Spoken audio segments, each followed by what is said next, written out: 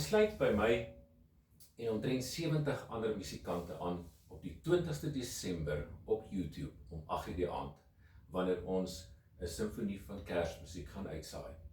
Kom sing saam of kom luister net lekker saam, wanneer hierdie groot aantal musikante saam gaan musiek maak en saam die Here se naam gaan groot maak met van ons bekendste Kersliedere wat ons ken. So kom sluit gerus by ons aan op die 20ste Desember om 8:00 die aand op YouTube. Moet dit nie misloop nie.